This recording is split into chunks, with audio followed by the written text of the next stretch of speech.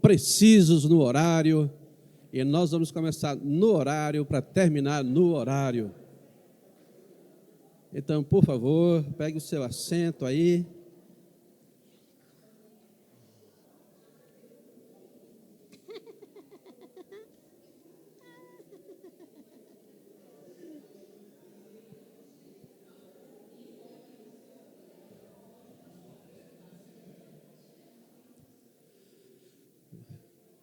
Bom dia, meus irmãos. Vamos orar?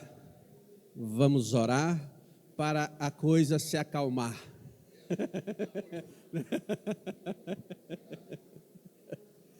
Muito bem, muito bem. Vamos orar a nosso Deus? Isso. Aí eu vou pedir que alguém encoste a porta lá atrás, por favor. Isso. Muito obrigado. Encosta aí atrás aí. E podemos começar no horário para terminar no horário.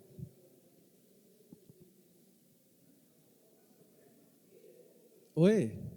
Parece uma feira, né? É. Ô Igor, você pode pedir para o pessoal da portaria ali, por favor, ficar em silêncio lá. Se eles forem conversar, eles podem conversar na frente do templo. Tá vendo? Estou tirando, né? Estou ficando tirando, pastor Reginaldo. Estou ficando tirando, viu? Tem que me controlar. Isso. Vamos orar ao nosso Pai bendito. Vamos orar ao nosso Senhor. Quem gostaria de orar para a gente começar a nossa aula? Alguém pode orar, por favor?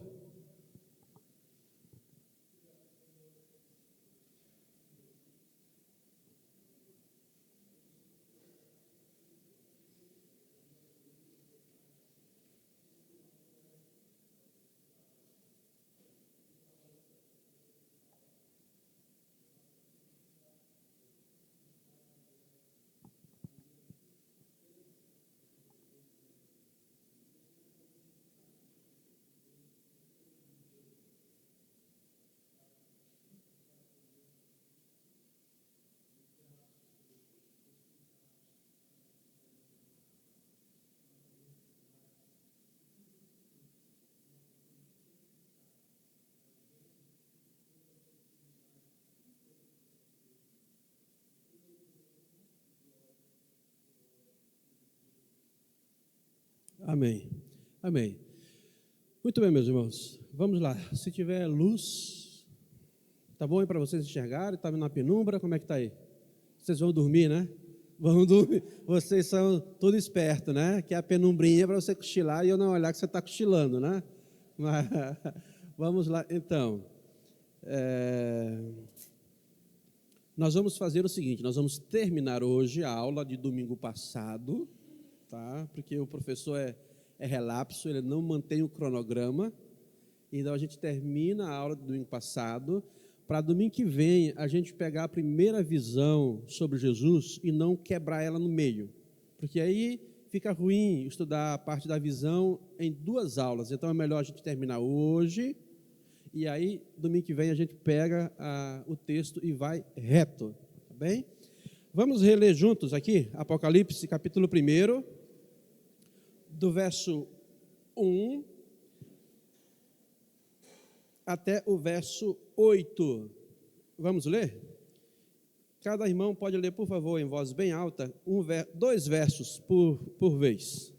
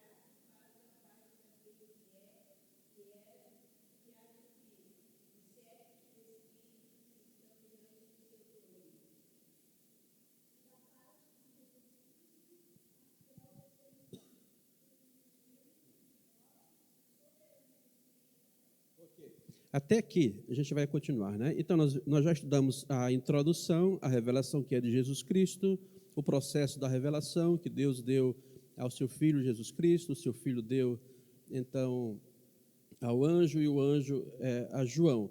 Aí nós olhamos ali as questões das bem-aventuranças, bem-aventurado aquele que lê, aquele que ouve, e bem-aventurado aquele que guarda a palavra. Domingo passado nós olhamos um pouco sobre o contexto da Ásia Menor, olhamos o esforço missionário fortíssimo, especialmente de Paulo e João, para alcançar aquela região que nós olhamos, que era muito especial pelas circunstâncias que nós mencionamos. Era uma cidade portuária, ponte entre Oriente e Ocidente, uma região riquíssima de comércio, artes, a parte de filosofia, era um grande centro, e por isso, então, os apóstolos fizeram um grande esforço para alcançar aquela região. E aí nós estudamos a saudação que é graça e paz, que então vinha da parte do Deus Trino, daquele que é, que era e que há de vir, dos 7 Espíritos, que nós então preferimos entender como a plenitude do Espírito, do único Espírito, e da parte de Jesus Cristo, esta saudação de graça e paz às igrejas. Aí nós começamos então a ver algumas credenciais que João aponta de Jesus. Ele é a fiel testemunha, ele é o primogênito dentre os mortos, e aí nós olhamos a tríade, né, que nós já passamos na semana passada: testemunha fiel, primogênito e o soberano dos reis da terra. Agora nós vamos ler o que nós vamos estudar hoje, tá bom? Que vai do verso que nós estamos até o verso 8. Vamos continuar a leitura, por favor? Verso 5.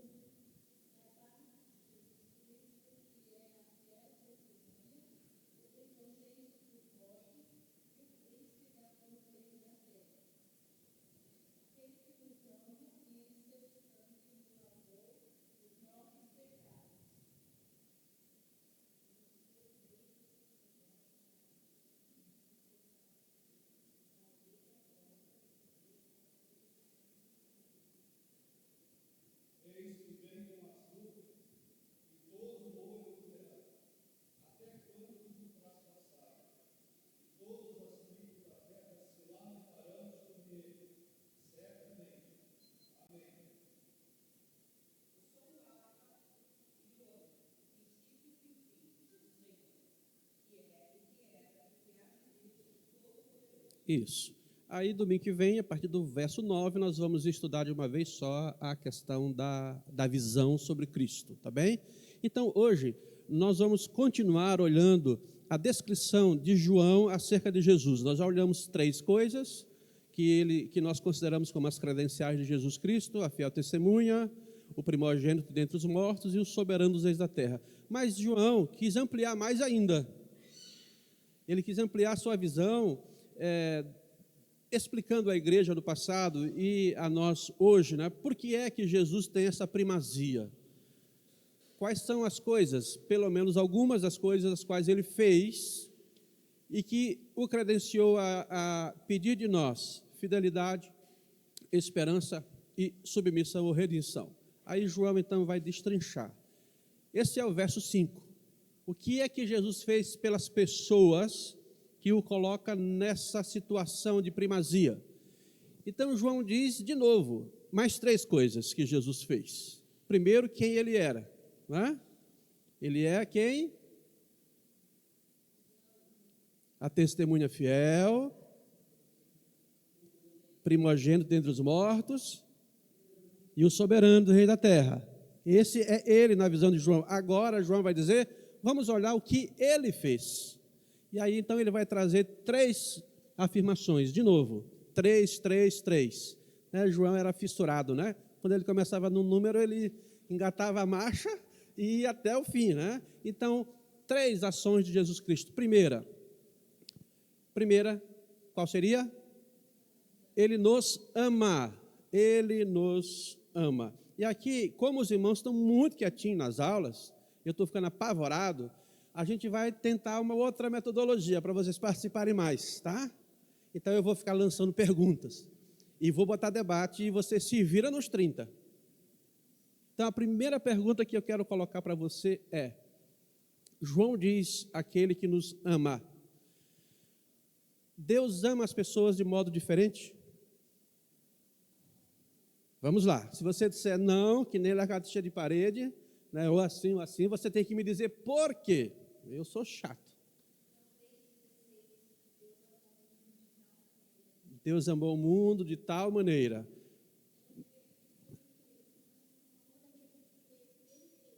Todo aquele que nele crê. Mais alguém?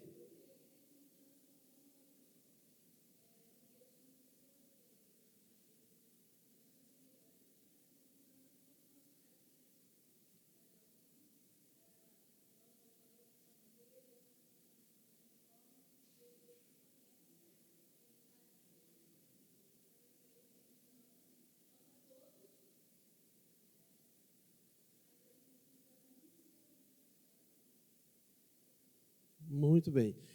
Todo mundo concorda? Alguém acha que Deus ama de modo diferente? Vamos ver, eu preciso ter corajoso. Eu preciso, para ir na contramão, para a aula pegar fogo, eu preciso que alguém diga assim, eu não concordo. Irmãos, a gente está aqui para aprender juntos. Não se sinta constrangido. Eu gosto, quando terminar a aula, vários irmãos vêm conversar comigo, conversam, fazem perguntas do particular, é bom isso. Mas você pode, se estiver dentro do assunto, pergunte, porque a sua dúvida pode ser a dúvida de várias pessoas. Quem é do contra aí? Vai, Anilson, por que você é do contra?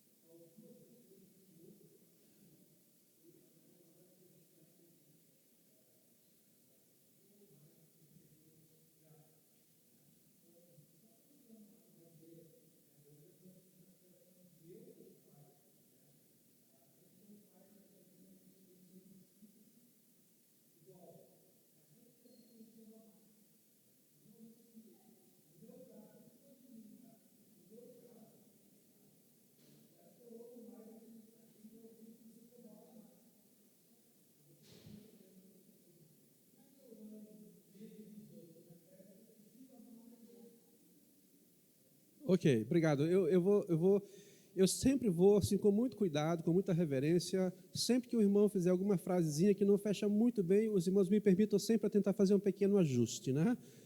Quando você diz assim, aquele que mais pecou, mais recebeu graça, não tem um apoio bíblico para isso, tá? Porque a graça, ela é dada de forma imerecida para o pecador, independente se ele, entre aspas, pecou mais ou pecou menos, tá bom? Muito bem. Eu quero pegar um gancho do que a Regiane falou. João 3,16. Será que João 3,16, quando diz que Deus amou o mundo de tal modo que deu seu Filho unigênito para que todo aquilo, a gente sabe isso de cor, né? Será que esse amor de João 3,16 é o mesmo amor que está aqui em Apocalipse?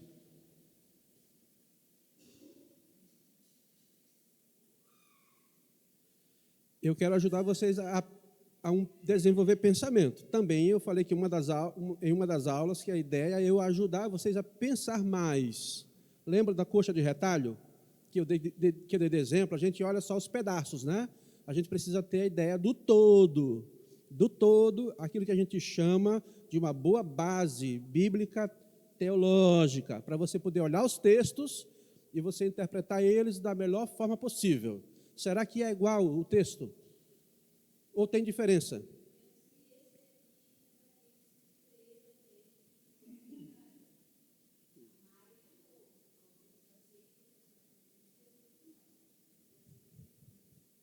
Ok.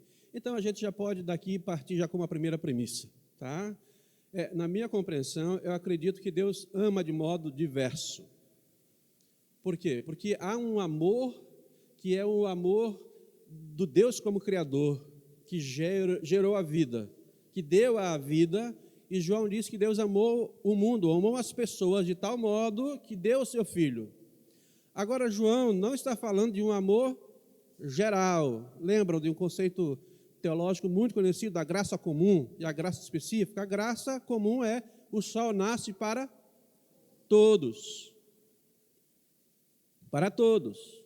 Mas há graça específica para algumas pessoas. Por exemplo, o princípio de que a graça específica sobre o perdão de pecados vem para todos.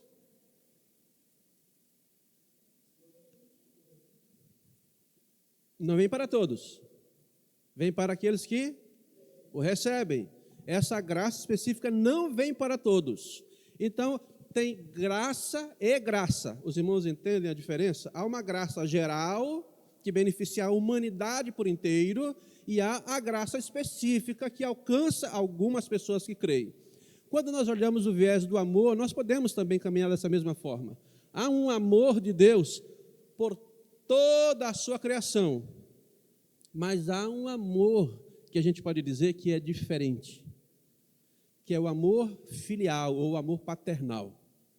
É o amor de pai para filho. É o amor que João está escrevendo acerca. Ele nos ama. João retira o conceito da amplitude de um amor geral. Irmãos, eu não estou dizendo que Deus não ama as pessoas que não o conhecem, tá bem? Deus os ama ou as ama. Mas eu estou dizendo que, nesse sentido, a relação de Deus para com aqueles que creem nele é diferente. É diferente. É diferente. Agora você pode me jogar pedra e deixa eu sair correndo daqui. Os irmãos podem discordar, podem dizer, pastor, eu não entendi nada que você falou, eu discordo disso. Não tem problema. Por exemplo, quando você olha o processo de escolha entre Esaú e Jacó, vamos pegar um texto difícil aqui de explicar, né? Mas vamos tentar. O que é que o Senhor diz? Eu aborreci Esaú. Isso quer dizer que Deus não amou Esaú? Não. Mas Deus tinha um plano, um projeto, e entre os dois, Deus escolheu Jacó. Há algumas traduções que diz odiei, né? Se você prestar atenção. Mas a melhor tradução não é a ideia de ódio, porque não é um ódio humano. Significa dizer, o meu processo, a minha jornada, não inclui Esaú, ainda que Deus tenha abençoado Esaú, se você continuar na leitura do texto.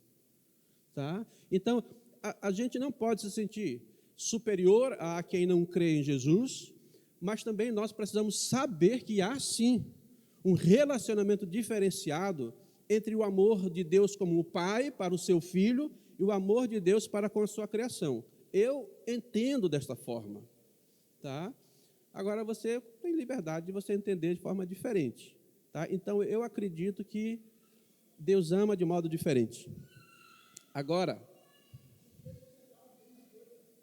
o texto vai separando gradativamente, né, as questões. Agora,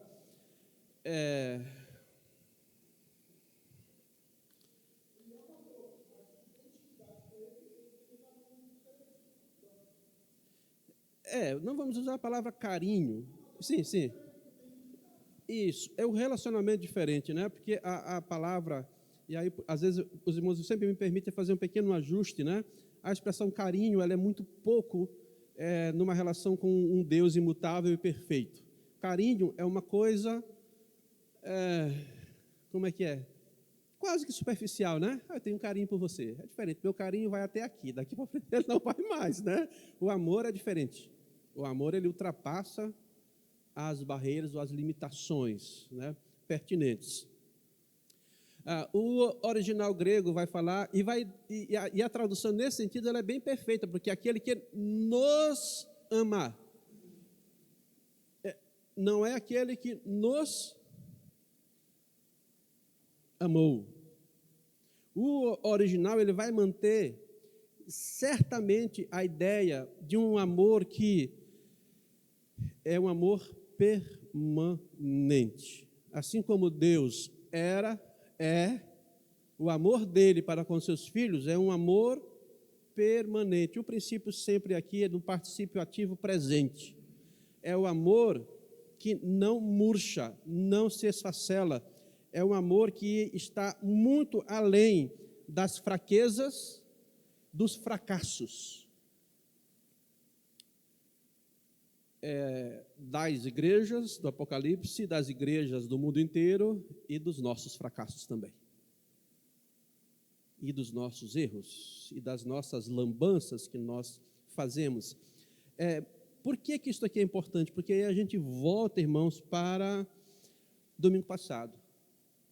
Tudo isso está ancorado naquilo que a gente chama, lembra que eu falei, da imutabilidade de Deus. Em Deus não há mudança e nem sombra de variação. Não tem isso aqui. Isso aqui é nosso, é humano. Mas de Deus, isto não existe. Não ocorre. Quando a gente chegar nas cartas ali às igrejas, você vai perceber isso. Você vai perceber uma das coisas mais impressionantes dessas cartas é a carta de Laodiceia. Capítulo 2, verso 19. Deus repreende Laodiceia fortemente, mas ele diz: eu repreendo aqueles que eu amo. Você percebe? Deus amava a igreja de Laodiceia, porque ali tinham filhos seus. E ele, mesmo quando elogia as outras igrejas, ele não diz eu amo mais. Ele vai falar sempre do seu amor imutável, da sua graça que nos acompanha e que nos faz entender que Deus em Cristo, ele supriu provavelmente a nossa maior necessidade. Irmãos, nunca é demais falarmos sobre essa questão. Nunca é demais falarmos sobre isto. Provavelmente, para não dizer com certeza, a nossa maior necessidade, qual é?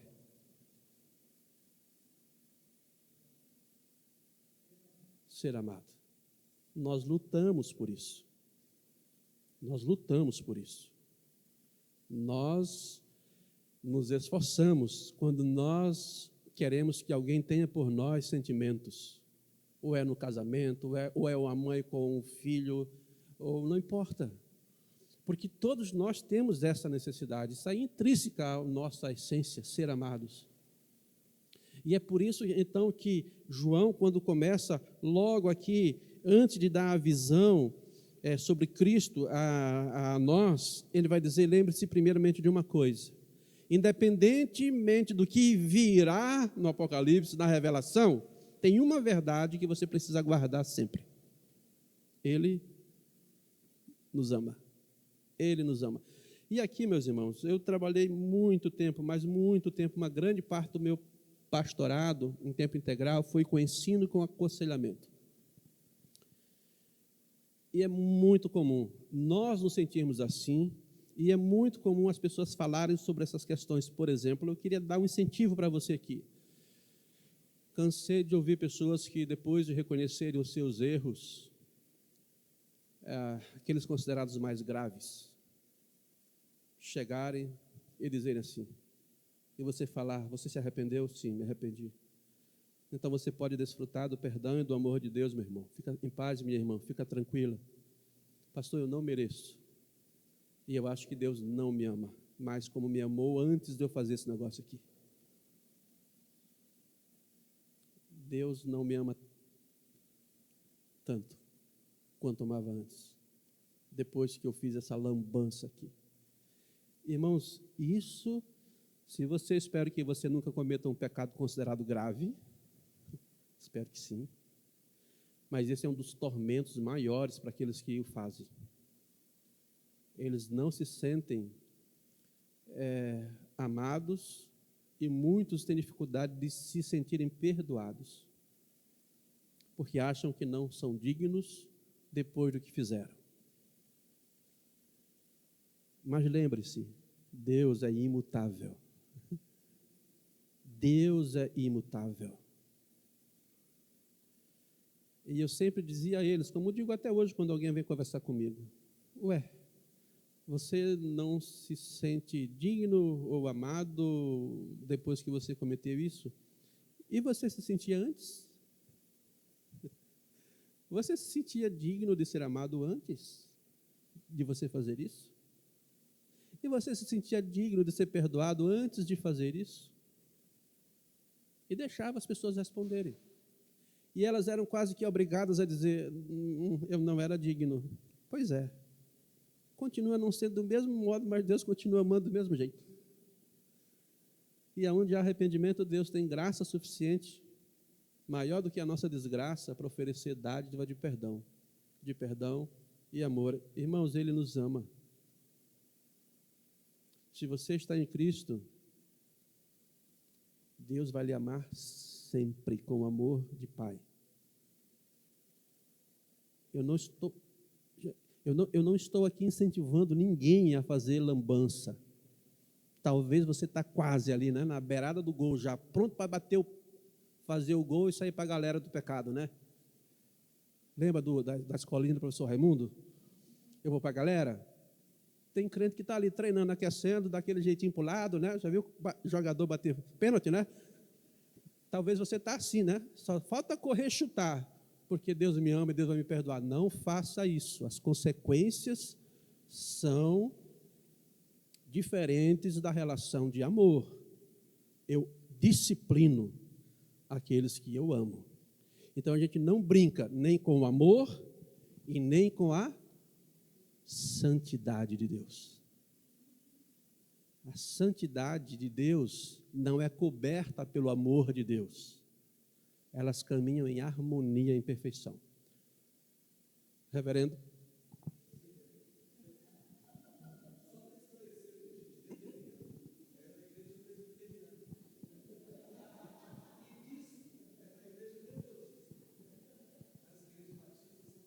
Pastores?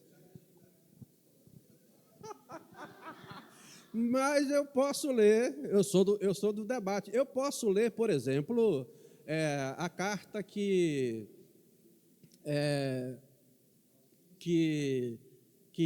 Inácio de Antioquia escreveu. E aí lá na igreja primitiva, você tinha bispos e pastores, né? Então, na origem, você é o meu pastor, nada me faltará, e é o meu bispo. Estou brincando.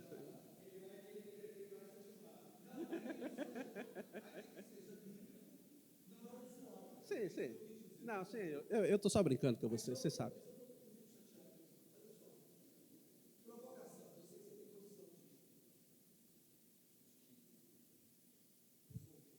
Meu Deus, vai.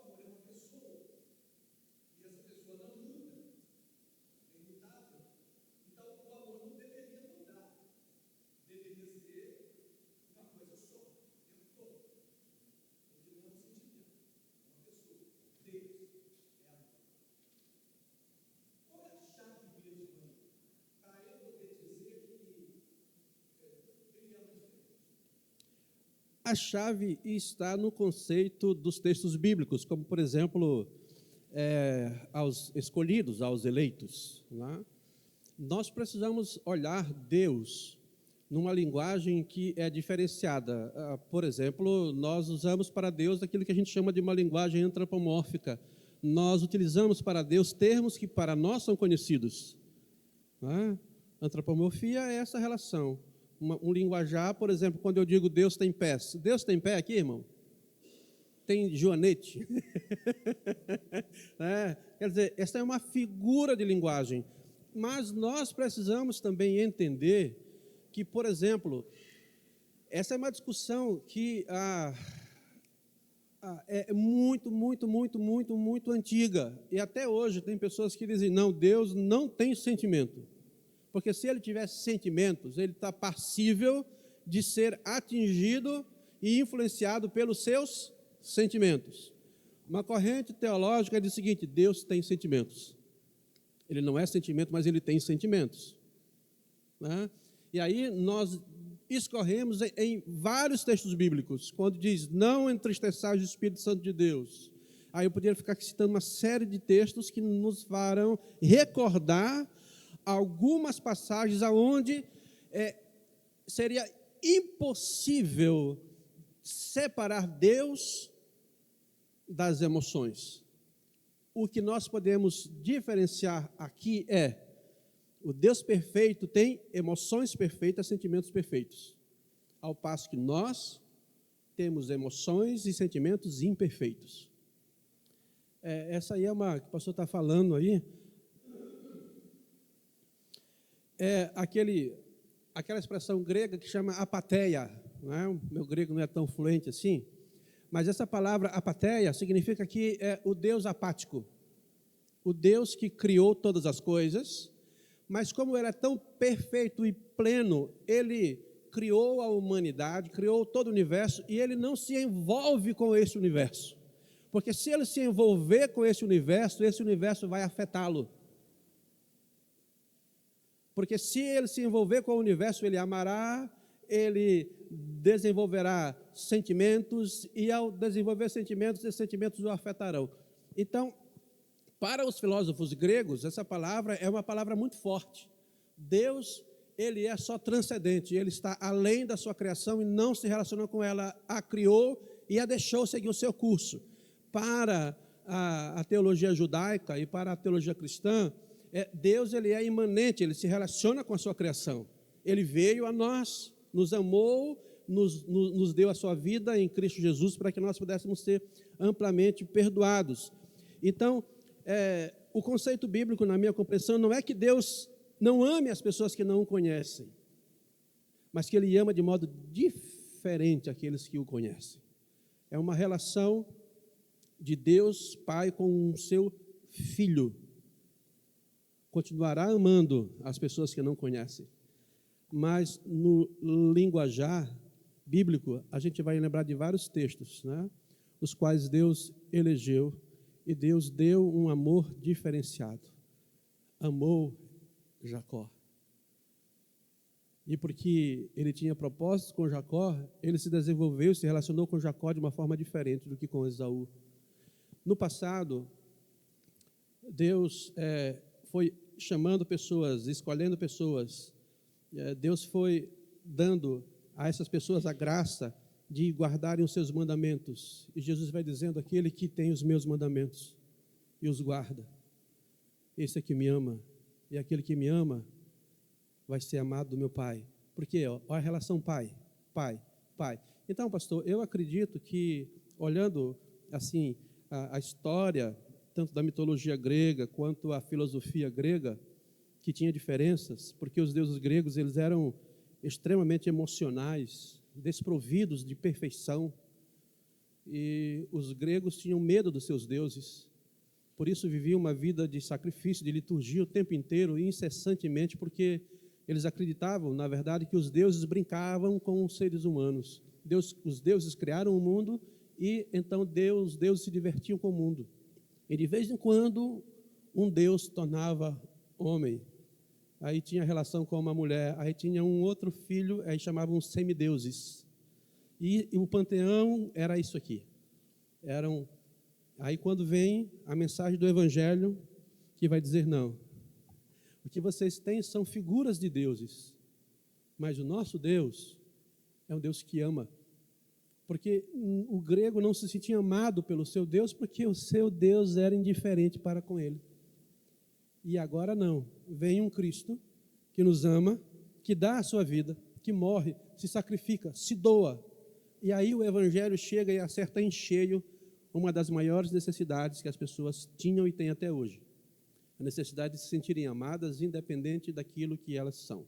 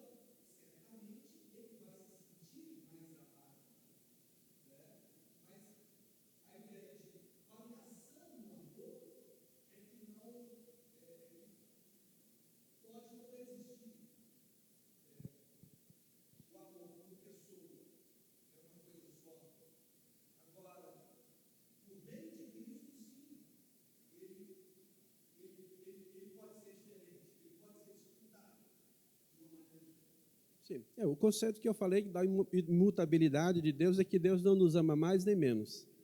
Essa que é a grande realidade. Por isso que quando nós estamos em paz com Deus, é o mesmo amor que Deus nos tem quando nós não estamos em paz com Ele. É o mesmo amor. Porque senão o amor de Deus seria um amor intercambiável, o amor de troca.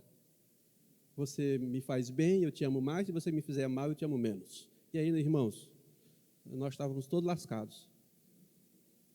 Como diz lá no Nordeste, frito, na banha do mosquito. Já viu mosquito ter banha? Era frito no óleo, direto, na frigideira, sem nada.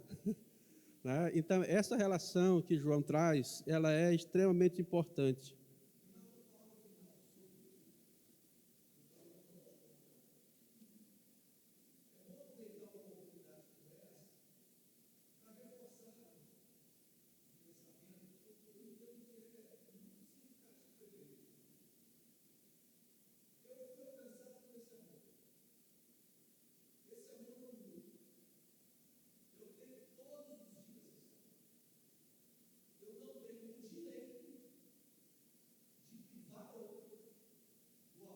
Calma, gafanhoto.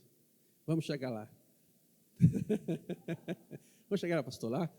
Eu brinco com o pastor, vocês podem estranhar, a gente se brinca, mas quando a gente está por fora é pior ainda, tá? Então, daqui a pouco a gente vai chegar lá, tá? Porque aí a gente já vai cair no terceiro ponto já dessa relação, né? Nós vamos aqui aos poucos. Tá bom, meus irmãos? Então, por favor, quando vier um pensamento sobre a sua mente, eu não mereço ser tão amado, eu não mereço ser perdoado por Deus, você sabe, isso é uma questão sua. Não é de Deus. Ou é do diabo, ou é da sua própria cabeça. Tá? Não diminua o que não pode ser diminuído. O amor de Deus é perfeito. Ele lhe ama hoje e você nunca mereceu ser amado por Ele. Então, se você nunca mereceu ser amado por Ele, você nunca perderá o amor dEle. Esse é um argumento, né, de debate. Tá bom? O que se ganha sem nenhum mérito não vai se perder por demérito. Você foi perdoado no passado, em Cristo, de modo perfeito. Você e eu não merecíamos. Então, em nenhum momento eu vou deixar isso afetar a forma como eu me relaciono com o meu Deus. Então, eu preciso trabalhar aqui, na minha cabeça. O que é humano e o que é da Bíblia. Ah, pastor, mas isso é bom no discurso? Não é. É só você olhar os personagens bíblicos. Olhe para Pedro. Olhe para Pedro. Se fosse eu, o pastor Reginaldo, o pastor Elezu, o pastor Caio, qualquer pastor de qualquer igreja, pastoreando uma igreja sob uma pressão e a gente negasse Jesus, nunca mais nós pastorearíamos nenhuma igreja. Nunca mais. Na hora que a gente subisse do púlpito, né, pastor? Se aí negou Jesus, vai ser infeliz, o que você quer ensinar para a gente? Vai se arrepender, seu ateu, seu frouxo. Mas Jesus foi buscar Pedro, depois da sua tragédia. E Pedro foi o líder inicial da igreja primitiva. Você percebe? Para Deus não tem perdidos. Nos seus filhos, para Deus tem os achados, sempre. Ele gira o seu tempo para buscar a sua 100ª ovelha. Então, só que uma brincadeira com você e comigo, quando a gente achar que Deus não está muito importando com a gente, é porque Ele está procurando um extraviado. Deixa Ele procurar o extraviado lá. Deus tem os seus achados. Então, estamos em paz com isso. Por favor, não se esqueça disso. Qual é a segunda coisa que Jesus fez por nós? Nos libertou. A gente está batendo aqui nas coisas que nós já sabemos, né, irmãos? Mas lembre-se, o Evangelho é uma repetição e não é novidades. Quem quer novidade procura qualquer coisa, menos o Evangelho, porque o Evangelho ele é a repetição de forma diferente dos mesmos fatos. E o Evangelho mostra e narra o quê? O amor de Deus em Jesus e a forma como Jesus nos alcançou pelo seu Espírito. É uma repetição em todos os textos. Na verdade, essa é a grande mensagem do Evangelho. E vai se usando termos diferentes, porque a gente está aqui e a gente não consegue, claro, nós não nos colocamos na posição da igreja. Agora, lembre-se sempre, a igreja ela já está sendo inicialmente perseguida. É um caldeirão que começou a ferver. Ele está ali borbulhando, né? Borbulhando. Então, talvez para nós, assim, não, mas eu já sei. Mas lembre-se, a igreja do passado precisava disso. E nós precisamos hoje. Nós precisamos lembrar de algumas coisas. E aqui, o apóstolo João vai dizer que Jesus nos libertou dos nossos pecados. Então, rapidamente aqui. Jesus nos libertou do quê? Vamos lá? Vamos embora. Nos libertou de quê? Agora o pastor vai ensinar heresia. Agora está escrito bem ali. Nos libertou dos nossos pecados. Ué. Mas lembre-se, sempre tem a visão do todo. Jesus nos libertou do quê, irmãos? Da morte, mas a morte era o quê? Oi? Eterna. Nos libertou de quê? Da morte eterna, né? Ele nos libertou de quê? Da separação dele. Mas vamos lá, ele nos libertou de quê? Está tudo certo, irmãos, está tudo certo. Está tudo certo. Da ira de Deus, está tudo certinho. Os irmãos entendem como a gente pode responder de várias formas a mesma pergunta? Ele nos libertou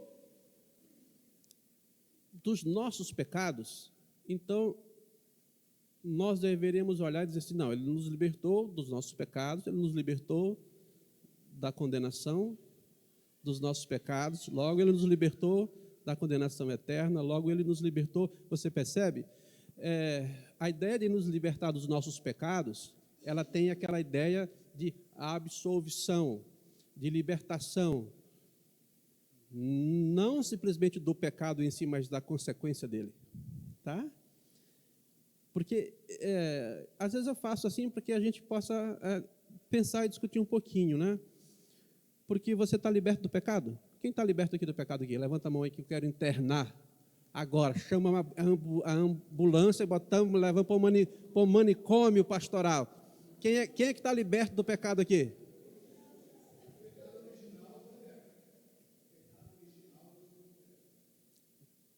Da condenação do pecado.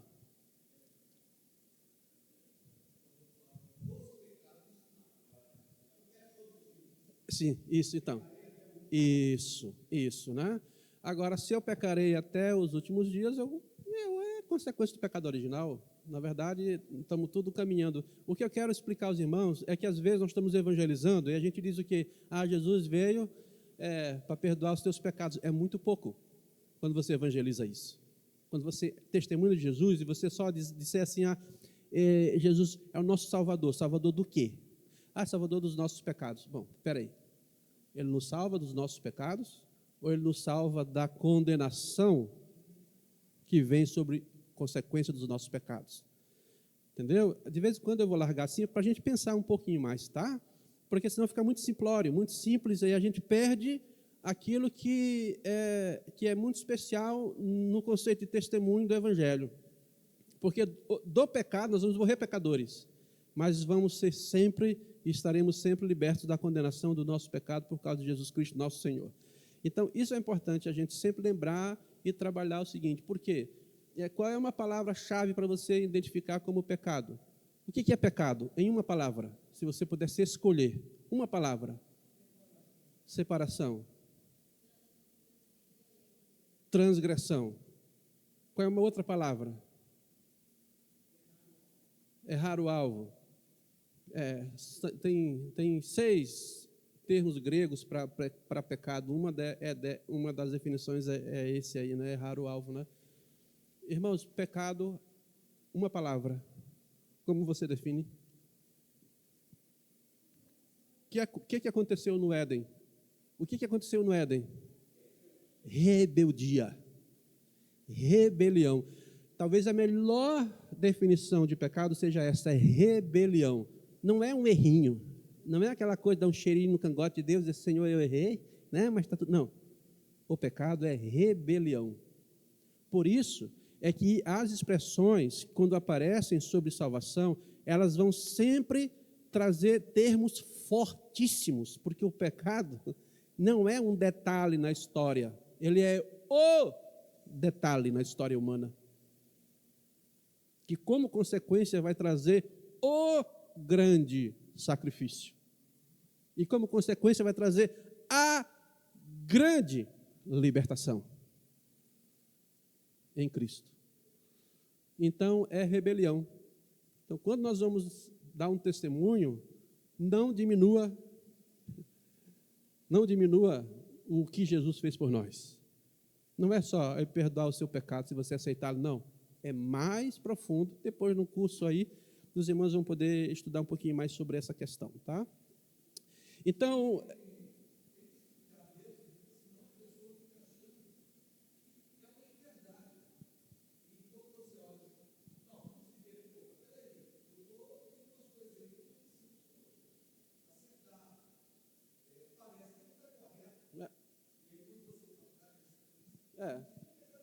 claro, é porque o conceito é assim, ó, quando você pega um texto, você tem que interpretar esse texto à luz de todo o texto, e de todo o livro, de toda a Bíblia. Então, às vezes aparece lá uma palavrinha só lá, que quando o autor está escrevendo, ele sabe o que ele está escrevendo. E a gente precisa, claro, aí saber o que é que tem no seu contexto, para poder interpretar até as palavras de forma correta. Senão a gente vai se perdendo, né? Vai lá, meu irmão.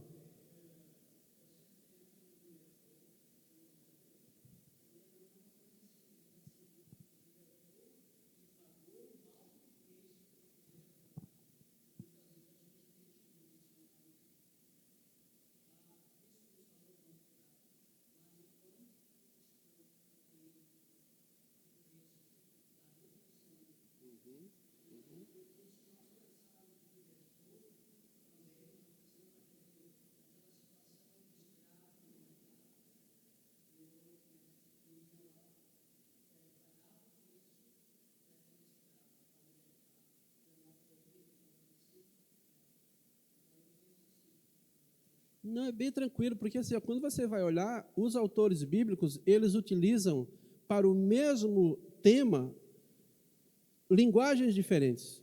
A linguagem é do escravo? É. Aí você tem aqui, por exemplo, aqui é uma linguagem forense, já é uma linguagem de tribunal, né? Aqui, essa libertação aqui dos pecados, ela vai carregar aquele conceito de uma liberdade forense. Quando alguém seria condenado por um juiz, mas o juiz, por alguma razão, e no caso, o nosso caso aqui na relação com Deus, a gente sabe muito bem, né? Tínhamos um advogado, o advogado, nesse sentido, ele traz e gera a defesa nossa diante de Deus, e se a gente for caminhar para frente ali, né? O advogado, ele nos faz uma defesa tão bem feita, por causa dele mesmo, que Deus nos liberta da condenação, né? É sempre essa história. Você vai ver, os termos são diferentes para falar de uma mesma situação.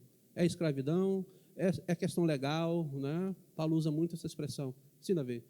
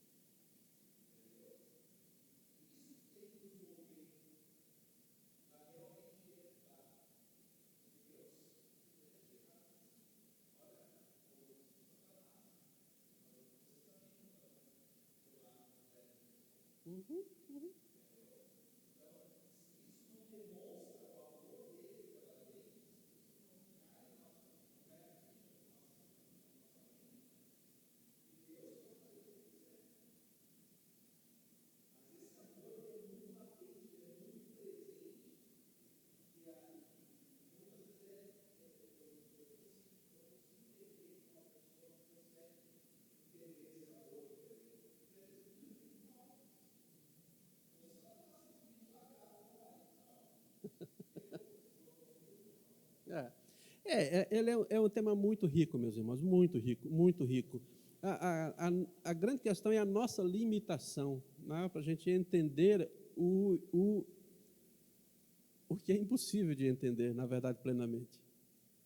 Nós temos uma compreensão parcial de Deus, porque a nossa mente não pode entender Deus. Se pudéssemos entendê-lo, ele deixaria de ser Deus. É por isso que nós não conseguimos entendê-lo, nunca. Nós temos condições e elementos suficientes para crer nele, para caminhar com ele, para viver com ele, para amá-lo a partir do seu amor para conosco, porque nos amou ele primeiro, e nós só respondemos a esse amor. Mas nunca vamos entender. E como nós vivemos épocas diversas, nem sempre nós compreendemos algumas coisas que são essenciais, né?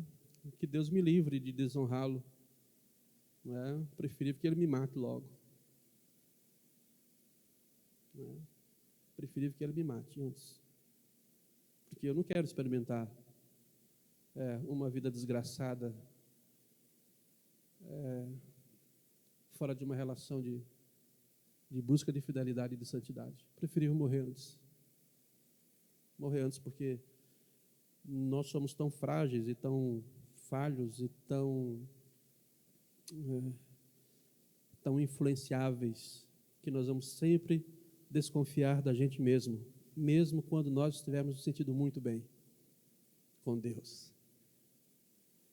O nosso coração sempre será enganoso, e nós precisamos vigiá-lo a todo tempo, em todo tempo, sem entregar a chave dele, nem para nós e muito menos para o diabo. Tem uma historinha de uma menina que estava compartilhando o evangelho e testemunhando, e alguém lhe perguntou, mas e quando Satanás vem bater na porta do seu coração? Aí ela disse assim, eu mando Jesus abrir a porta. Quando ele abre a porta, o diabo vê ele, vai embora. A nossa chave do nosso coração pertence a Cristo. Se nós quisermos abri-lo e fechá-lo por nós mesmos, estamos fritos, né? Muito bem. Então, essa palavra aqui, vamos voltar aqui. Essa palavra libertação, lembra você da onde? Que época? Mais remota possível. Egito. João, você lembra quando eu falei que João vai usar muitos textos e mencionar passagem do Velho Testamento, no Apocalipse? Esse é um dos textos. Ele tem em mente essa ideia de libertação dos escravos, a ideia de remissão, de que Deus um dia foi lá no Egito e libertou o seu povo, de uma forma assombrosa. Aí ele traz a história do Egito, mas ele não vai dizer que ele nos libertou do Egito, mas nos libertou dos nossos pecados, porque o Egito, então, traz essa simbologia de um lugar que aprisiona, que escraviza e que faz com que aquele que é escravo viva em função e debaixo do senhorio daquele que o escraviza. E aí João vai dizer assim, ora, o que os escravos poderiam dar em troca para serem livres? O que é que o povo egípcio, o que é que o povo hebreu podia dar ao faraó para que o faraó pudesse deixá-lo partir? O que é que ele poderia dar? O que é que o povo hebreu poderia dar ao faraó para que o faraó pudesse deixá-lo partir? Nada, nada, nada. Eles não pertenciam nem a eles mesmos. Eles não poderiam fazer nenhuma troca, nenhum câmbio, né? Nada, nada, nada. O que é que nós, por isso que a expressão, ela é uma expressão de fórum, que é o decreto judicial de libertação, o que é que nós poderíamos ter dado para Deus, para que Ele pudesse nos libertar da condenação do nosso pecado? Nada, nada. Então, é por isso que a libertação sempre é um agente externo, nunca é interno, nunca. Ninguém se auto-liberta, mas alguém é liberto a partir da ação externa de alguém. E é isso aqui que João vai deixar ele muito bem claro. O que é que nós poderíamos dar a Deus em troca da nossa liberdade espiritual? Absolutamente nada. É por isso que não entra nós ali, nos textos, quando se refere sobre a grande salvação que Deus oferece. Não entra nós, porque nós não cabe, como diz lá no Nordeste, não cabe. Só cabe Deus, em Cristo, e ponto final. E quem quiser aceitar dessa forma, aceita. Quem não quiser aceitar, um dia vai comparecer diante daquele que tudo vê, que tudo sabe e que tudo vai definir no decorrer da própria história. Então, para o povo de Israel, para o povo hebreu, a abertura da libertação se deu através de quê? De algo sangrento. Os cordeiros, nós muito bem sabemos disso, né? No Novo Testamento, a libertação vem através do sacrifício de Jesus Cristo. Ele que derramou o seu sangue, derramou por livre vontade, não foi passivo como os cordeirinhos que eram levados, né? Sem saber para onde iam e sem desconfiar de nada. Alguém botava a mão na cabecinha dele, ele achava que estava tudo bem, era um carinho. Daqui a pouco vinha um corte fatal. Pof. Não, Jesus não foi passivo, ele foi. Voluntariamente foi. E deu a sua vida. Isso a gente chama no processo da teologia bíblica de expiação. Foi a forma como a ira de Deus foi aplacada, porque Cristo cumpriu todos os requisitos e ele foi então a ovelha perfeita, o sacrifício perfeito, aquele que então, com sua fidelidade ao Pai, nos libertou. Aqui, só para que um adendo, a palavra libertou está no passado. Ama no presente, libertou no passado, porque o texto grego é o famoso auristo, que é algo feito de uma vez para sempre. Nos libertou definitivamente. Nesse sentido, não há um processo de libertação contínua, porque isso é santificação, e nós não estamos falando de salvação. Nós não estamos falando de santificação, estamos falando de salvação, um ato único, indestrutível da parte de Deus, que vem, pá, e disse, ele nos libertou. De tal modo que aquele que está em Cristo já não tem mais nenhuma condenação. Ele está livre, absoluto, para caminhar em santidade com o seu Senhor e honrá-lo para sempre. Vamos dar uma olhadinha aqui. Qual é a terceira coisa que Jesus fez? Nos constituiu reino e sacerdotes. De onde vem essa expressão, reino e sacerdotes?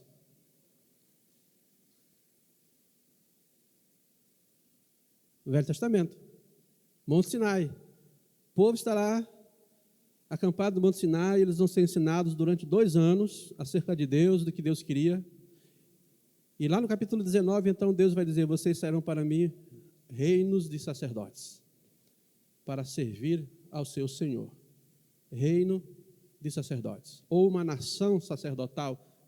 Primeira carta de Pedro, né? Vai dizer, mas vós sois a geração eleita,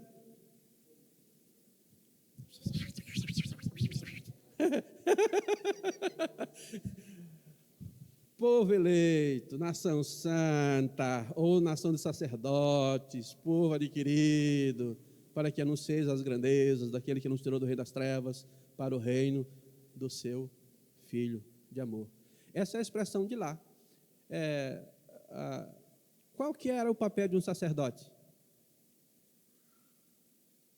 no Velho Testamento? Oi? Intermediava,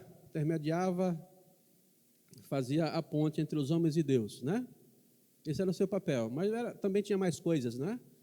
O sacerdote orava pela nação, mais do que o sacrifício, ele tinha toda uma devoção no serviço do templo, coordenava os levitas, o ensino, naquela época era dessa forma, né?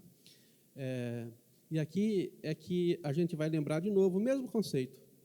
Quando Deus chama Israel, isso quer dizer que Deus desprezou as outras nações? Quando Deus escolhe Israel, é porque ele desprezou as outras nações? Não. Não. Quando Deus escolhe Israel, ele está de olho em quem?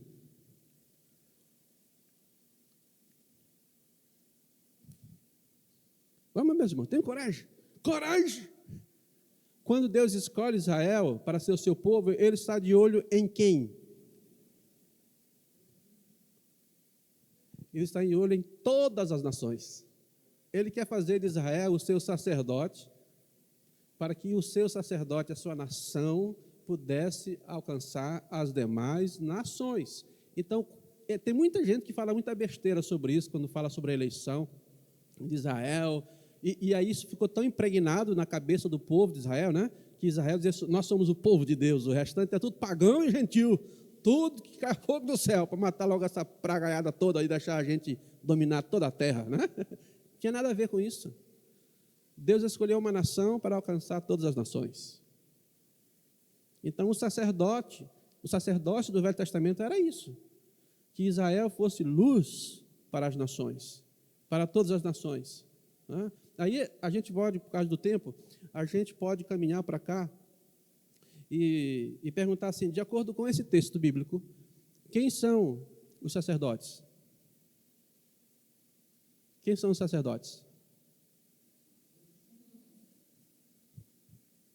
Todos os santos ou todos os filhos de Deus são sacerdotes. Então a gente já aprende que a salvação nunca é simplesmente um ato final para a gente, né? Nunca será. Não basta ser salvo. Tem que ser um sacerdote. E a palavra sacerdócio está atrelado à palavra serviço. O sacerdote é chamado para servir. Por isso que quando o pastor Reginaldo começou, ele disse, calma que nós vamos chegar lá, né? É aqui, ó. O papel do sacerdote é esse. É servir a Deus, e a servir a Deus ele está servindo as pessoas, e servindo e sendo luz para o mundo. A igreja é chamada para ser a sacerdotisa, e através das suas orações, através dos seus testemunhos, anunciar que há um Deus que ama a todas as pessoas e que quer desenvolver um relacionamento de pai e filho para com as pessoas. Então, aqui é que João, rapaz, é tudo tão perfeito na Bíblia que às vezes eu não consegui deixar de me encantar com isso aqui. Ele nos ama, Ele nos liberta. Aí ele diz assim, ok, tudo bem, você pode acreditar no meu amor, você pode se sentir livre, mas você não pode parar aí. Tem uma razão para o amor de Deus e para a libertação de Deus. Tem uma razão e tem um propósito. E aqui está o propósito. Para sermos sacerdotes dele, servi-lo com os nossos dons, com os nossos talentos, servi-lo na igreja, servi-lo na nossa família, servi-lo no nosso negócio, servi-lo no meu emprego. Os sacerdotes de Deus não estão ou não vivem tempos de férias. Porque nesse sentido, nós não tiramos férias da nossa relação do amor de Deus, do amor do Pai para conosco. Então, esta expressão aqui que João traz, nessa tríade, amor, liberdade e serviço, é o coração, é o propósito final, até chegar o ponto aonde, quando o Senhor voltar, não precisaremos mais alcançar ninguém, mas continuaremos servindo a Ele para sempre. Você não vai só cantar no céu, eu nem sei nem como é que é lá, mas eu tenho certeza que eu não vou ficar só cantando. Eu vou fazer alguma coisa, eu não sei o que é. Não sei se eu vou ficar lá na porta esfregando o chão, lá da estrada de ouro, lá. Eu não sei como é que eu vou fazer, mas alguma coisa eu vou fazer. Porque o Deus da Bíblia não é o Deus imóvel. Quando você olha lapsos da eternidade, você sempre vê que lá tem coisas acontecendo. Tem sempre algum reboliço lá acontecendo, né? Deus está lá sentado no trono, mas você vê que tem coisas acontecendo o tempo inteiro. É só você olhar os textos apocalípticos que você vai perceber isso. Então, eu não acho assim que vai ter lá o meu sonho de paraíso, né? Vai ser 2 coqueirinhos, como nordestino, uma rede armada, e eu com um coquinho na mão, água gelada e tomando o resto da vida. Não vai ser assim. Nós vamos servi-lo para sempre. Não sei ainda muito bem de que jeito. Acredito que um dia vou chegar. Mas o grande conceito aqui é de que todo cristão ele é apto para o serviço. O amor recebido, a libertação recebida não pode ser privada, não pode ser particularizada, não pode ser uma experiência individualizada. Ela precisa ser algo que transcende o indivíduo e que pode, então, assim, alcançar outras pessoas. Por isso, o sacerdote é aquele que serve o seu Senhor. Por isso, o sacerdote é aquele que ora. Por isso que o sacerdote é aquele, aliás, Apocalipse vai dizer isso, né? Que as orações dos santos da igreja enchem a taça de Deus, né? Então, as orações nossas, que são feitas muito em função do nosso tempo de hoje, elas também alcançarão também gerações para o futuro, mesmo que a gente nem saiba, mesmo que a gente nem vislumbre.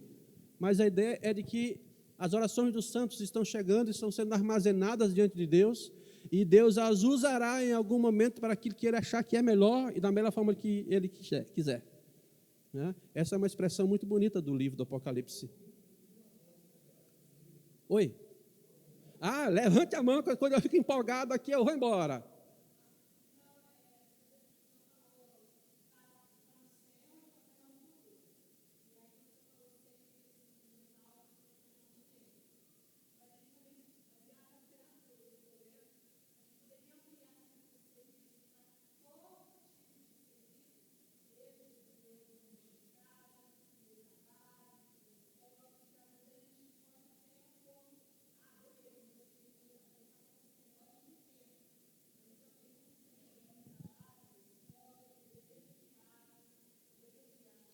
Claro, foi quando eu falei que serve na igreja, serve da família, serve do trabalho. Quer dizer, a posição de servo, ela não é restrita ao templo, ela é a vida, na verdade. Lembra-se de Romanos? Eu já falei uma vez na EBD sobre isso, que nós somos o templo de Deus, somos o sacerdote de Deus e somos a própria oferta. Né? Então, nós somos a oferta dedicada, é a vida. Romanos 12 não tem nada a ver com culto no templo, é o culto da própria vida. Aonde a gente está, ali é o nosso lugar de servir ao nosso Pai Celestial. Né? E aí eu posso ser provocativo aqui? Hoje eu apanho. Mas assim, para tentar manter vocês acordados, viu? A irmã, por favor, primeiro. Acho que a irmã queria falar, né? Eu acho que era a irmã que queria falar aqui, não? Não? Não? Foi o João Batista, vai.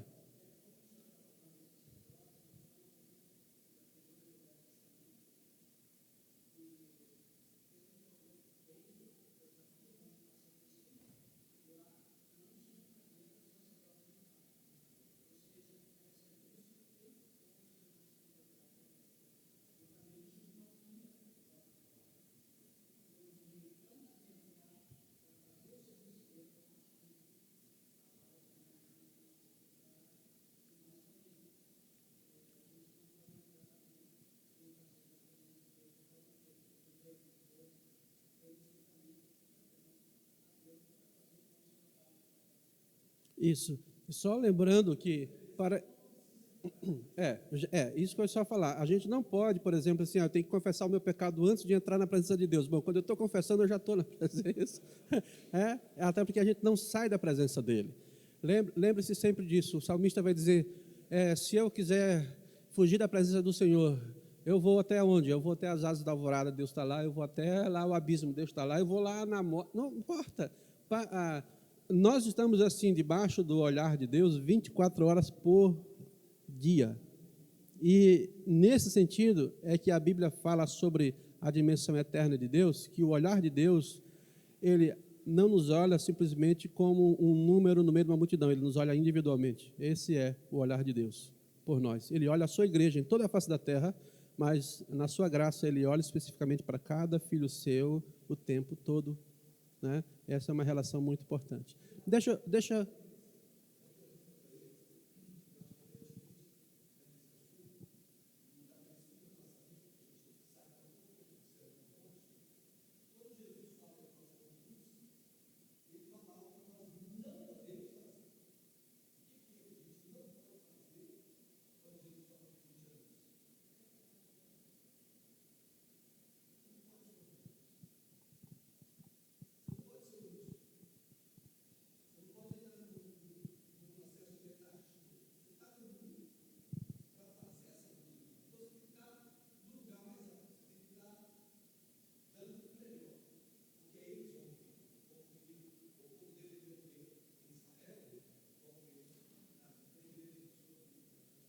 Perfeito. Deixa eu perguntar uma coisa aqui. Quem que é o sacerdote do seu lar? Oi?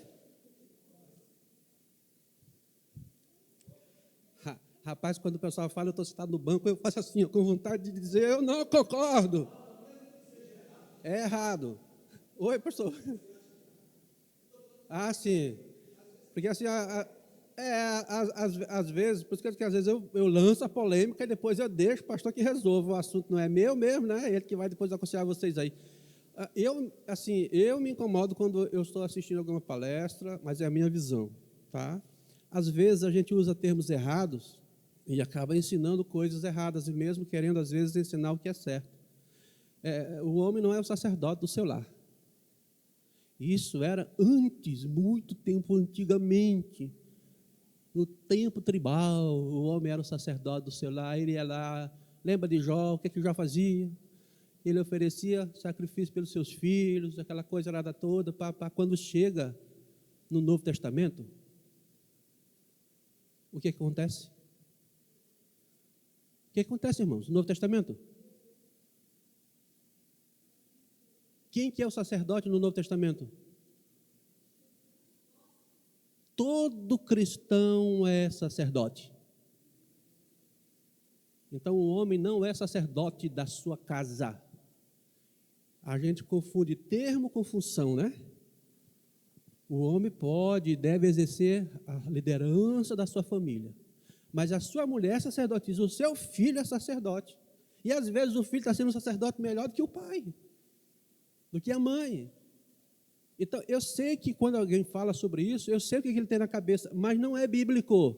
E aí a gente bota um monte de coisa, às vezes, aqui, e a gente precisa destrinchar esse negócio, né? Todos os irmãos são sacerdotes. Na sua casa só tem um sumo sacerdote, que é Cristo. As funções são diferentes. O homem e mulher têm papéis diferentes. Mas lá não tem sacerdote. Lá tem sacerdotes. Depois vocês me batam aqui. Eu só vou dando umas dicas aqui, porque às vezes a gente quer ensinar e a gente começa a desensinar o que está na Bíblia, né? Os irmãos não acreditam em mim, né? Está todo me olhando assim com a cara. Os irmãos entendem o que eu estou falando? A Regiane é uma sacerdotisa na sua casa, junto com o Rogério, são sacerdotes. Tem funções diferentes, mas nenhum dos dois é sacerdote sobre o outro, porque você tem livre acesso à presença de Deus e Rogério tem livre acesso à presença de Deus. Nesse sentido, não há diferença nenhuma. Agora, o Rogério tem as suas funções, você tem as suas funções, os filhos têm as suas funções. Eu não vou dizer aqui quais são, porque não é o local, nem o momento ideal, mas esta é uma relação simples, tá? De compreensão à luz da Bíblia. Isso não retira o papel de liderança do esposo, que sim, na Bíblia é ou deveria ser o líder, e a esposa caminha com o líder, trabalhando junto com o líder, e os dois não têm, então, distinção em quem é maior e quem é melhor. Os dois são sacerdotes que servem ao seu Senhor com funções diferenciadas, tá bem? Mas sobre essas coisas, como diz o apóstolo Paulo, falaremos mais tarde, se Deus assim nos permitir. Então, deixa eu dar uma tocada aqui, um pouquinho para frente aqui, tá? Mas os irmãos entendem como é importante, quando a gente vai começar a olhar esse texto de Apocalipse, nos constituiu auristo. Ele nos fez uma vez sacerdotes para Deus e definitivamente não tem como isso ser feito novamente. Aí você percebe, é o Deus Pai, é o Espírito e é o Filho. Você tem a tríade, você tem aquilo que a gente chama de triunidade divina, né? Ou que a gente chama na liturgia de trindade divina. Eu queria fazer um apelo para você, leia literatura sobre triunidade ou trindade de Deus. Pegue literatura boa, irmão, leia, porque senão você vai ter dificuldade de interpretar até textos bíblicos, porque você não sabe quem é que o autor está se referindo. Por exemplo, você sabe que a maioria dos textos bíblicos, onde aparece a palavra Senhor, não é Deus, Pai, é Jesus. Por quê? Porque na igreja primitiva tinha um Kyrios, Jesus, ele é Senhor. Aí a gente lê o texto bíblico lá, lê, isso aqui, está falando do Deus Pai. Não está? Está falando do Filho. Mas a expressão Kyrios na Bíblia, em grande parte, é associada a Jesus Cristo. Então, se você puder ler, eu suplico a você, leia material bom sobre a triunidade ou trindade de Deus, para você conseguir entender melhor a forma como o Deus perfeito da Escritura Sagrada se relacionou conosco. Isso aqui é importantíssimo, meus irmãos. Até para orar você...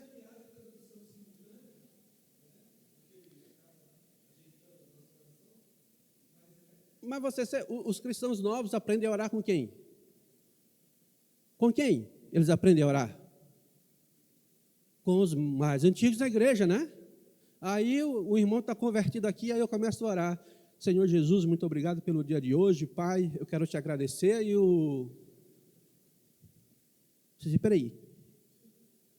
Senhor Jesus, muito obrigado. Pai, pelo dia que o Senhor me deu. Peraí, estou orando para quem? Às vezes até na oração a gente faz uma bagunça tão grande, a gente mistura tudo. A trindade é um elemento indispensável para a teologia, para a nossa compreensão. Tá? Eu não sei se você sabe explicar o que é o Deus Trino para você. Você sabe o que é a trindade divina? Você já estudou? Você sabe explicar, pelo menos parcialmente, porque ninguém consegue explicar isso tudo? Irmão, se você não souber, você e eu vamos falar muita bobagem, e vamos até cantar bobagem. Eu posso desfiar aqui uma série de músicas que a gente canta nas igrejas por aí, e que são heresias, por exemplo. Porque não consegue separar o Deus Pai, o Espírito Santo e o Filho, como nós estamos olhando desde o começo, João, falando sobre o Deus Trino, e ao mesmo tempo ele... Por quê? Porque Deus é um só, Deus não... Irmãos, Deus não pode ser dividido. Deus é indivisível. Você não tem três pessoas separadas.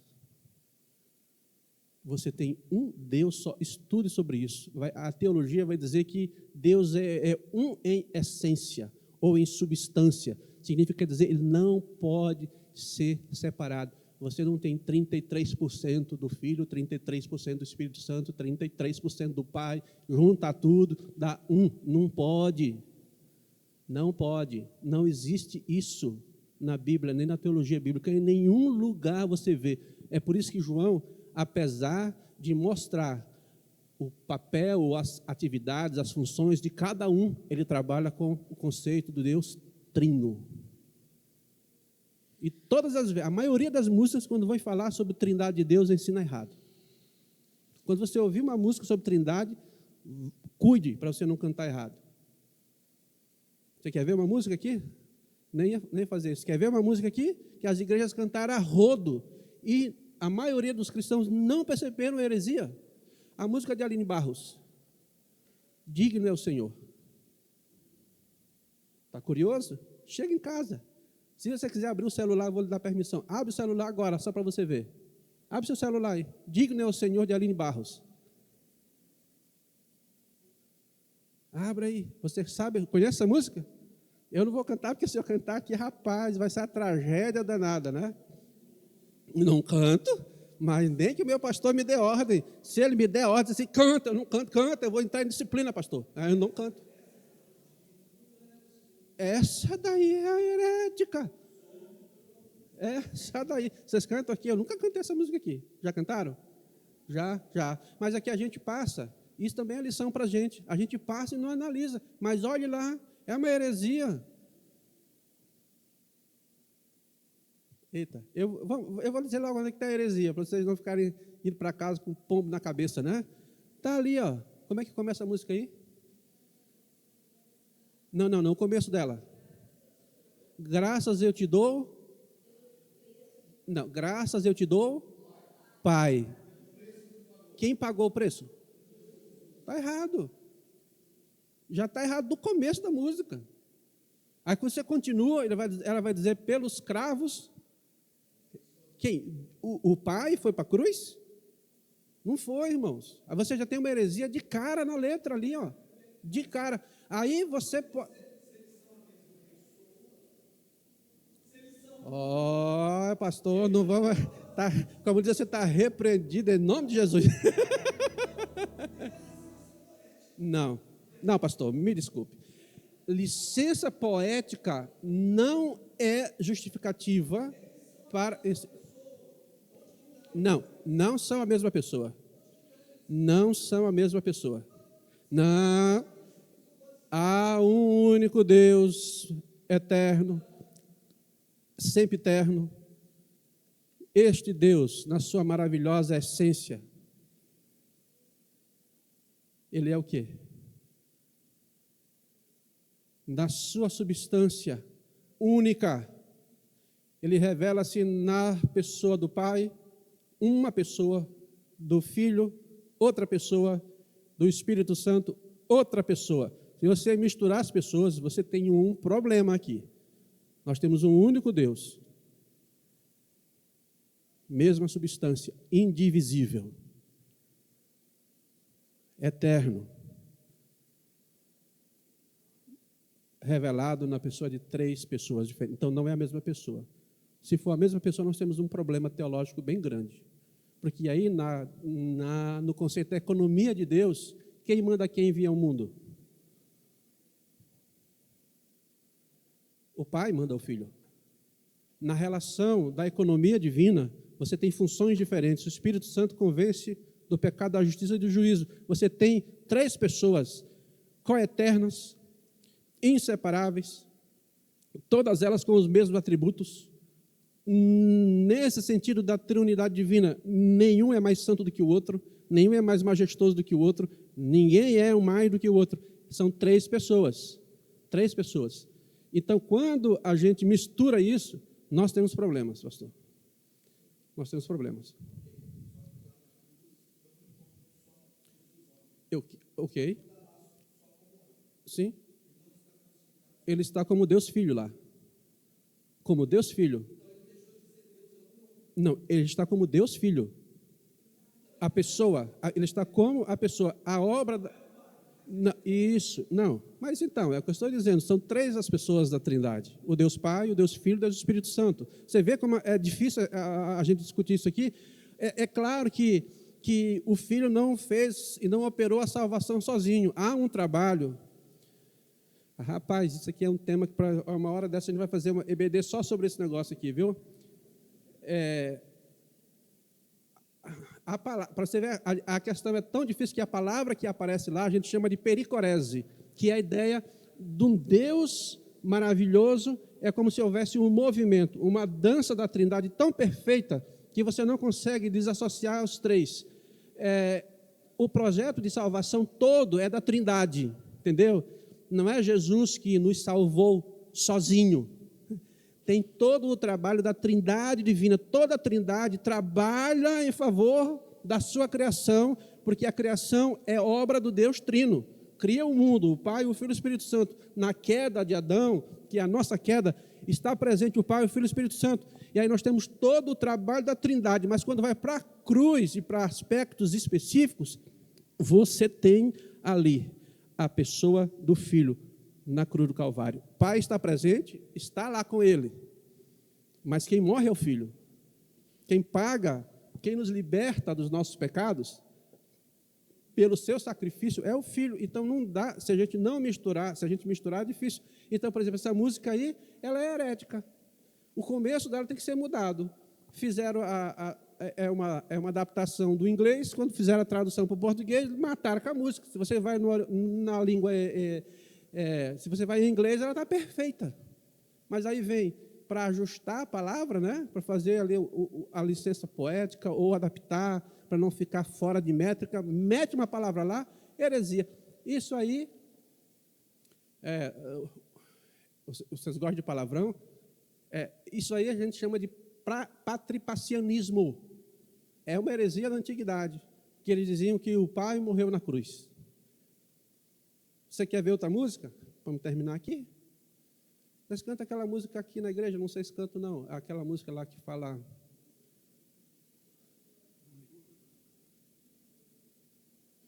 Porque grande é o meu Deus, cantarei quão grande é o meu Deus.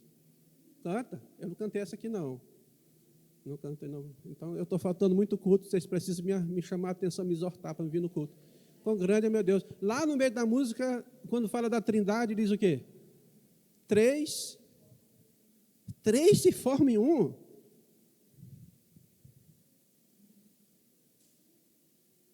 Vou botar o meu óculos aqui para me não falar muita bobagem. Como é que três se formam em um? Tudo aquilo que é formado é porque é criado. E você não tem a junção de três para formar um, você tem um só, você tem o Deus trino. Ali é uma outra heresia. Irmãos, o que eu estou falando aqui, se você estudar a história da igreja e as grandes discussões de teologia, isso tudo é antigo. É lá do século 3, 4. Isso aí era uma heresia chamada triteísmo, que significa dizer que eles separavam. Diziam que haviam três deuses separados um do outro, triteísmo. Aí quando chega lá nessa parte da música, vai dizer que três se formam em um. Que conversa que é? Que Deus se forma, três pessoas formam um Deus, como se Deus fosse formado, ou como se houvesse a soma de três para formar um. Está errado, você percebe? A gente canta, vê, lê, e como a gente não estuda alguns temas muito importantes, a gente acaba às vezes entrando no cano, viu? Fala lá, meu irmão.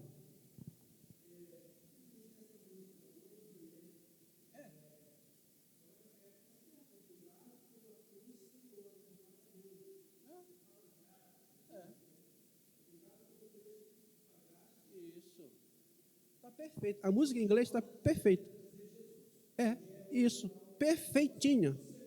É perfeita. Toda a música em inglês ela é perfeita. Não, você não pode fazer. É uma música muito bonita. Não, essa ali, meu irmão. Não, eu estou falando daquela ali. Não, eu estou falando, essa música ali é perfeita. Perfeita. Então, ela precisaria ser ajustada no Brasil, para cantar ela de forma certinha. Mas você não canta, eu nunca cantei essa música aqui. É.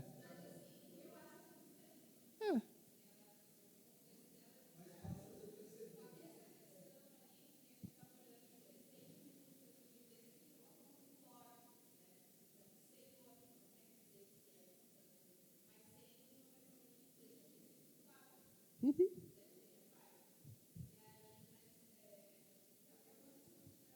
Isso. Exatamente, é o que eu estou falando. Ela traz uma heresia bem no começo. O contexto da música, ela é bonita, a letra é bonita, mas quando você canta uma música bonita como uma heresia, é melhor não cantar, porque você está ensinando errado. Entendeu? Irmãos, toda música que tem que ser muito interpretada, a gente tem que ter um cuidado. Mas se a gente faz uma adaptação dela ali, né? E troca a palavra, se trocar a palavra, ela é belíssima, né? Ela é muito bonita. E aí tem a liberdade, porque se é uma tradução, isso não tem problema de mudar a letra da música, tá, meus irmãos? Deus tenha misericórdia da gente, tá? E aí nós terminamos, então, com esse contexto de Deus nos constituiu reino e sacerdotes para o Deus Pai. Por isso ele vem com as nuvens, com grande poder e glória, e todo o olho verá, até mesmo aqueles que o atravessaram com a lança. Né? Eu queria agradecer aos irmãos pelo bate-papo de hoje. Eu quis tentar fazer com que vocês se mexessem mais um pouquinho do que é habitual, né? Responder, discutir. E, irmãos, vocês não precisam concordar com tudo que eu estou falando, tá? Vocês têm liberdade depois de dizer, não concordei não tem problema nenhum. É bem tranquilo, pode ficar à vontade, pode discordar. Eu queria orar com vocês. Vamos orar? Vamos ficar em pé para a gente orar?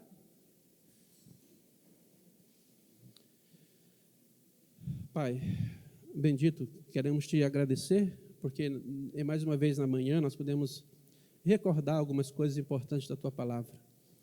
Muito obrigado pelo teu amor, que é imutável sobre nossa vida, pela liberdade que o Senhor nos deu, da condenação dos nossos pecados, que também é imutável, e também porque de uma forma tão maravilhosa o Senhor também nos chamou para te servir como teus sacerdotes. Obrigado por isso, Senhor, e que nós, então, movidos e constrangidos por um grande amor do Senhor, nós nos submetamos ao teu senhorio e nos submetamos, Senhor, ao teu serviço.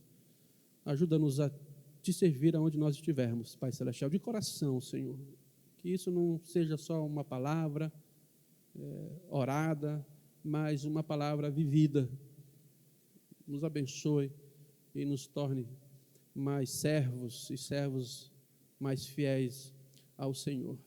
Eu quero orar que o Senhor nos abençoe, porque semana que vem nós também vamos começar a olhar a questão das visões, Senhor. Nos ajude para que a gente possa ler o texto em casa, também estudar em casa, da melhor forma possível, para a gente contribuir aqui e juntos aprendermos acerca da Tua pessoa. Obrigado. Tu és o nosso Deus Trino, o Pai amado. Obrigado porque Tu és o Filho nosso, Senhor e Salvador. E obrigado porque Tu és também Espírito Santo que habita em nosso coração. Bendito és o Deus Trino, o Deus de toda graça e de todo amor. Nós somos gratos a Ti em nome de Jesus Cristo. Amém. Irmãos, obrigado pelo bate-papo, obrigado pela participação, pelas incríveis.